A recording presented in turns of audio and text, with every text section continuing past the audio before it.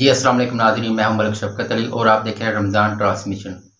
تو ناظرین، آج کی ٹرانسمیشن میں ہمارا ساتھ دیں گے امیر تحریک ختم نبوت مولانا مفتی منیر احمد صاحب۔ تو مولانا صاحب، سب سے پہلے تو آپ کا بہت شکریہ، آپ نے قیمتی ٹائم دیا ہمیں۔ تو مولانا صاحب، صدقہ فطر کے حوالے سے چند سوالات ہیں، ان پر ہم بات کریں گے۔ سب سے پہلے صدقہ فطر کیا ہے، ہمارے ناظرین کو یہ بتا دیں۔ بسم اللہ الرحمن الرحیم۔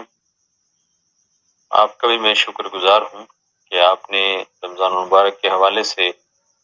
لوگوں کی رہنمائی کے لیے یا اپنا ٹرانسمیشن کا اور لوگوں کی آگاہی کے لیے دینی حوالے سے ان کو معلومات اور مسائل بتانے کے لیے، ان کو واقفیت دلانے کے لیے یہ پروگرام شروع کیا ہوا ہے، اور آج دوسری مرتبہ پھر آپ نے مجھے اس میں موقع دیا بات کرنے کا، اپنا اظہار رائے کرنے کا۔ اللہ تعالیٰ آپ کی اس کوشش کو قبول فرمائے۔ صدقۃ الفطر یہ ایک بنیادی طور پر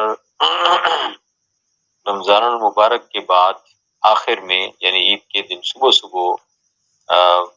جیسا کہ اس کے نام سے ظاہر ہے، یہ جو معاشرے کے کمزور افراد ہوتے ہیں ان کی مہمان نوازی کا بھی ایک طریقہ بیان کیا گیا ہے، اور مسلمان چونکہ پورا رمضان روزے رکھتے ہیں تو فطرانہ فطر عید الفطر کے دن کے حوالے سے یہ کچھ حصہ، کچھ خرچ کا، کچھ اپنے مال میں سے غرباء کے ساتھ تعاون کا یہ سلسلہ اللہ کی طرف سے جاری کیا گیا ہے کہ اس عید کے دن غریب لوگ جو ہیں وہ بالخصوص عید کی خوشیوں کے حوالے سے جو ہے ہم ان کو اپنے ساتھ شریک کریں، ان کے دکھ درد میں شریک ہوں، اور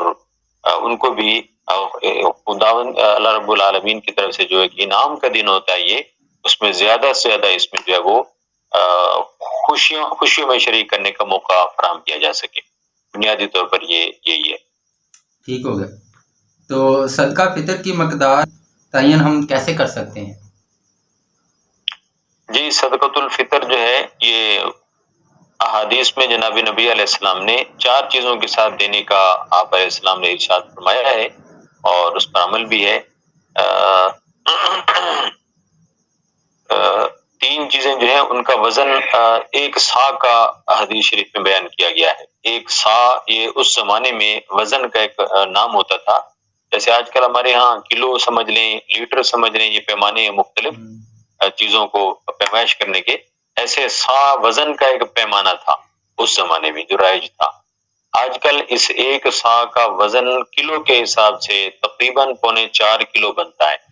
تو 3 چیزیں جو ہیں، کھجور، جو اور کشمش، ان تینوں چیزوں کا 1 سا کا دینے کا حکم ہے ایک آدمی کی طرف سے، اور یا اس کی قیمت بنا کے دی جائے۔ اور سب سے کم کوالٹی جس کو کہہ لیں، یا کم کوالٹی نہیں، سوری، جس کو کہہ لیں کہ سب سے کم جو کمزور افراد جو دینا چاہیں، وہ گندم کے اعتبار سے نصف سا، آدھا سا،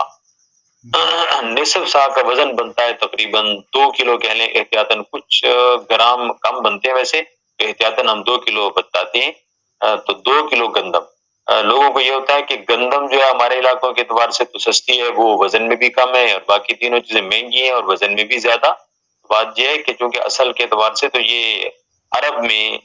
بالخصوص مدینہ منورہ میں یہ چیز تھی، اور وہاں پر کھجور یہ چیزیں عام تھی، گندم وہاں پر بہت ناپید تھی، چونکہ جو شریعت کے ضابطے اور قوانین ہوتے ہیں وہ اللہ اور اس کے رسول کی طرف سے بنائے گئے ہوتے ہیں، ان میں کسی کو بھی، کسی بھی دیگر فرد کو، چاہے کوئی عالم ہو، مفتی ہو، شیخ الحدیث ہو، کوئی بھی ہو، نبی کے علاوہ، اللہ اور اس کے نبی کے علاوہ کوئی اس میں رد و بدل نہیں کر سکتا۔ جو ضابطے ہیں وہ متعین ہیں۔ تو اس لیے خلاصہ اس کا یہ ہے کہ گندم آدھا سا یعنی 2 کلو، یا اس کی مروجہ قیمت، جہاں پر کوئی بندہ رہتا ہے، جس ملک میں یا جس شہر میں، اس کے اس علاقے میں، اس شہر میں جس ریٹ پر 2 کلو گندم مل جائے، وہ ایک آدمی کا صدقۃ الفطر ہوگا۔ یہ آخری درجہ ہو گیا۔ اور پہلے جو میں نے عرض کیا کہ 3 چیزیں اور ہیں، ایک سا یعنی 4 کلو کھجور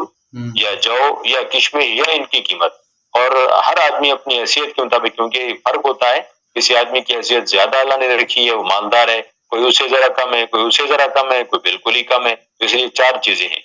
بہت ہمت اگر اللہ نے دی ہے اللہ کے راستے میں دل کھول کے دیں تو 4 کلو کشمش کے پیسے ادا کرنے چاہیے. اس سے ذرا کم ہے دوسرا درجہ ہے تو پھر 4 کلو کھجور کے پیسے بنا لیے جائیں. اور اس سے بھی کچھ کم ہے تو پھر 4 کلو جو اس کی قیمت جو بازار میں جس ریٹ پہ دستیاب ہو وہ بنا لی جائے. اور سب سے آخری درجہ 2 کلو گندم کی قیمت بنا لی جائے. یہ مسئلہ خاص طور پر جو ہے وہ میں دوبارہ اس کو ریپیٹ تھوڑا سا کروں گا اس آخری بات کو وضاحت کے ساتھ کہ لوگوں کی آسانی کے لیے ہے، لیکن ہم لوگوں نے یہ سمجھا ہوا ہے کہ بس آخری درجہ صرف گندم کو ہی لیتے ہیں ہم، جس میں ہم اپنا فائدہ گویا کہ سوچ لیتے ہیں. حقیقت میں کچھ یوں ہے کہ غریب کا فائدہ جس پہ ہو اس کو دیکھنا اور سوچنا چاہیے، اس پر عمل کرنا چاہیے کہ جس میں غربا کا فائدہ زیادہ ہو. اگر اللہ نے ہمت دی ہے، حیثیت دی ہے، ایک آدمی کی کمائی مثلاً جو ہے وہ مہینے کی جو ہے وہ کئی لاکھ کماتا ہے، ایک 50,000 کماتا ہے، ایک 20,000 کماتا ہے، مثال دے رہا ہوں، تو اسی حیثیت سے ان کا جو ہے وہ ان کے ساتھ صدقۃ الفطر نکالنا چاہیے. جس درجے کا جو ہے وہ آدمی کی مالی حیثیت ہے ان میں سے کوئی چیز منتخب کر کے اس کا صدقۃ الفطر نکالنا چاہیے فی آدمی. جی تو مولانا صاحب یہ صدقہ کن لوگوں پر واجب ہے؟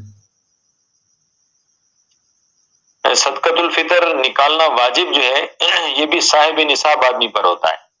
صاحب نصاب آدمی اپنی اور اپنی نابالغ اولاد کی طرف سے صدقۃ الفطر نکالتا ہے. اور صاحب نصاب کا مطلب یہ ہے کہ ہر وہ آدمی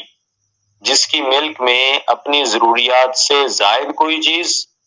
یا سونا چاندی، وہ جو زکوٰۃ کی چیزیں ہوتی ہیں، سونا چاندی نقد پیسے مال تجارت، یا ان کے ساتھ ضرورت سے زائد کوئی ایسی چیز، ضروریات سے زائد کوئی ایسی چیز جس کی مالیت 52.5 تولے چاندی کے برابر ہے، اس آدمی کی ملک میں موجود ہے تو اس پر صدقۃ الفطر نکالنا واجب ہے. میں ایک مثال دے دیتا ہوں وضاحت کے لیے. مثلاً عام طور پر گھروں کے اندر خواتین ہوتی ہیں، شادی کے بعد ان کا جو ان کو والدین کی طرف سے ہمارے معاشرے میں ایک بڑا قیمتی بڑا جہیز دیا جاتا ہے. اس میں بڑے کپڑے بھی ہوتے ہیں، برتن بھی ہوتے ہیں، بہت ساری چیزیں ایسی ہوتی ہیں جو پورا سال استعمال میں نہیں آتی. تو ایسی چیزیں اگر اس خاتون کی ملک میں زیور نہیں ہے، نقد پیسے نہیں ہے، کچھ بھی نہیں ہے، یہی اس کا جو جہیز کا سامان پڑا ہے اور پورا سال ایک دفعہ بھی استعمال نہیں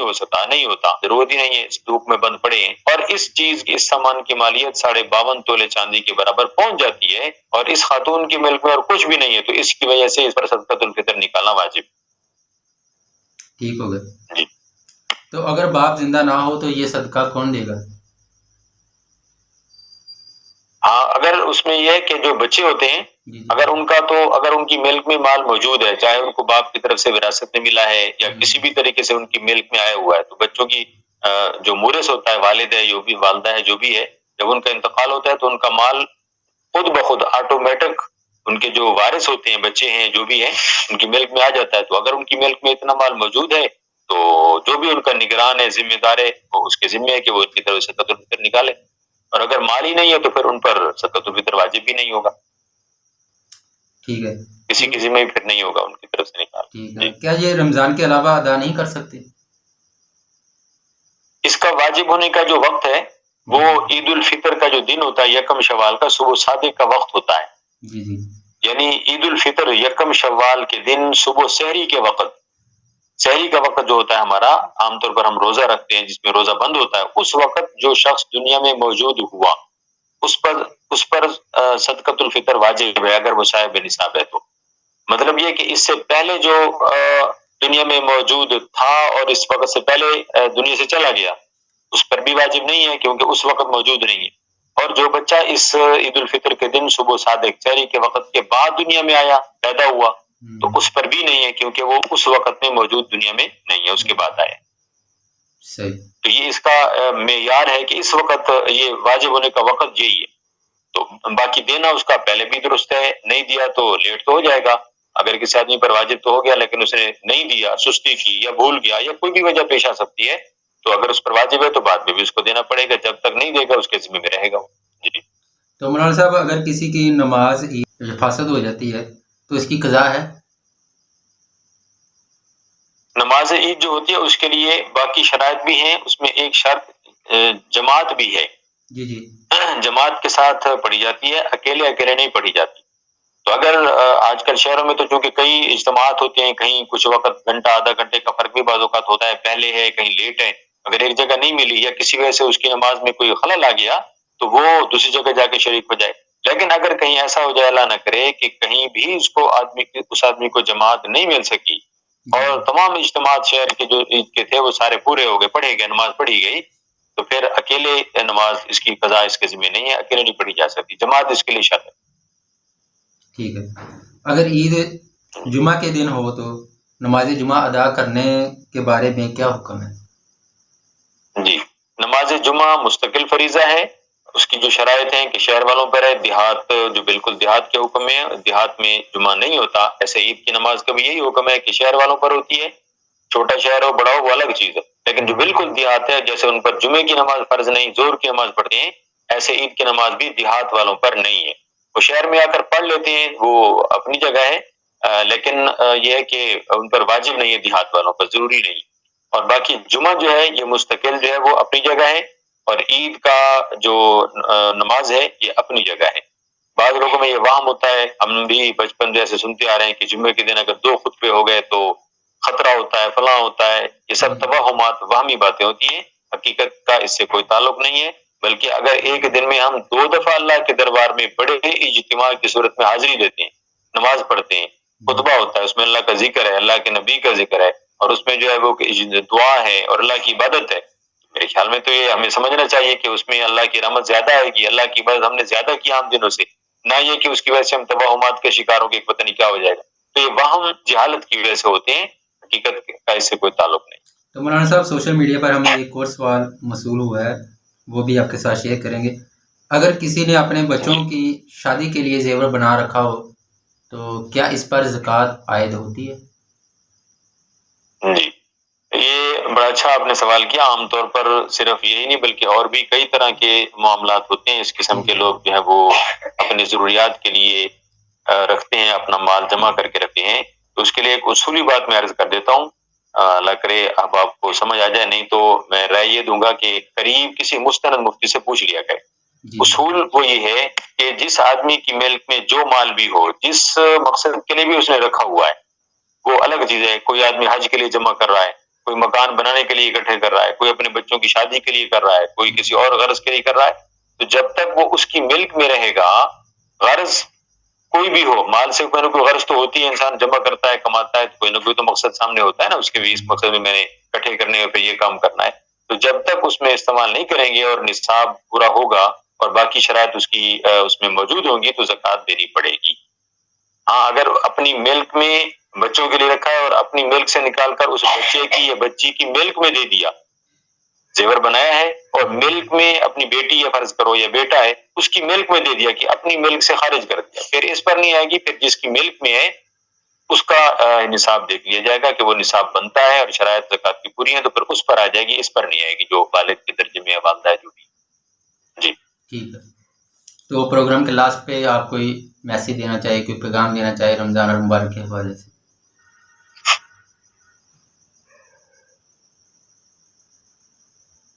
تھوڑی سی آواز آپ کی کٹ گئی تھی، دوبارہ آپ فرمائیے۔ میں سوال دوبارہ ریپیٹ کر رہا ہوں، میں نے کہا پروگرام کے لاسٹ پہ آپ کوئی میسیج دینا چاہیے رمضان المبارک کے حوالے سے؟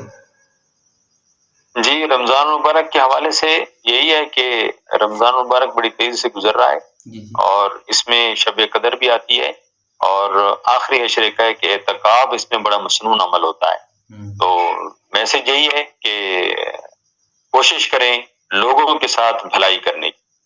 ہمارے معاشرے میں اس چیز کی بڑی ضرورت ہے۔ رمضان المبارک اللہ کے نبی کے جو فرامین رمضان کے بارے میں آئے ہوئے ہیں، حضور نے فرمایا کہ ان میں سے ایک یہ ہے کہ رمضان غم خاری کا مہینہ ہے،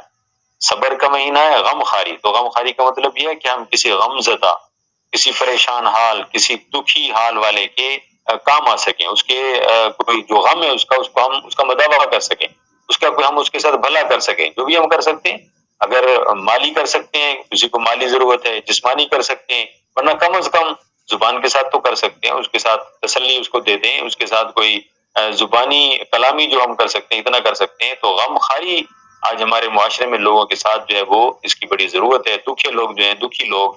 پریشان حال لوگ جو ہیں، بہت بیچارے اضطراب کی اور عجیب سی کیفیت ہے ہمارے معاشرے میں، خودکشیاں اور یہ سارے سلسلے ہمارے سامنے ہیں، تو ہم رمضان کی نسبت سے میں یہ کہوں گا کہ کوشش کریں اپنے ارد گرد، محلے میں، شہر میں، برادری میں، عزیز و اقارب میں جو آدمی کسی دکھ میں، غم میں، پریشانی میں مبتلا ہے، تو اس کا جس طرح بھی ہمارے بس میں ہو اس کے دکھ کا غم کا علاج ہم کر سکتے ہیں اس سے پیچھے نہ رہیں. یہ رمضان کا خاص پیغام اس جملے کی وساطت سے اور اس کی نسبت سے میں عرض کرنا ضروری سمجھتا ہوں. اللہ ہم سب کو عمل کی توفیق عطا فرمائے. آمین. یہ مولانا مفتی منیر احمد صاحب آپ کا بہت شکریہ، آپ نے ہمیں قیمتی ٹائم دیا. تو ناظرین یہ تھی ہماری آج کی ٹرانسمیشن. امید ہے آپ کو پسند آئی ہوگی. تو انشاءاللہ نیکسٹ ٹرانسمیشن میں دوبارہ حاضر ہوں گے. تب تک کے لیے ہمیں اجازت دیجیے. اللہ حافظ.